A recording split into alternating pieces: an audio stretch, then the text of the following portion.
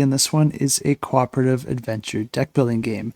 And players are going to be trying to complete certain objectives in order to win a given scenario, but players are going to be starting the game by choosing a main character and a supporting character, which is going to be granting them some special abilities and getting mixed into their deck.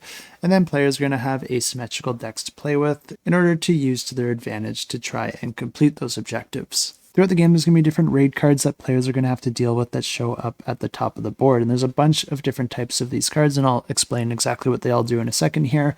But if the players don't deal with them, they're going to be continuing to cycle their way through the different rows and causing different havoc and damage to the players. Players are going to be using their explore cards to reveal these cards, and you can see that some of these do have icons on them indicating what might be on the other side of that card.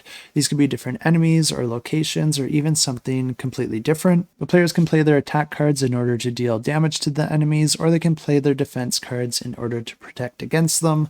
And the different locations that will be revealed will also indicate the dice required to roll in order to investigate that location. This is going to move you up certain tracks, but it's also going to progress the story and can cause some positive or negative effects depending on the different types of dice that you have to roll. Because even though you're rolling that set of dice in order to investigate that location, each die that you're forced to roll will also have its own individual effects.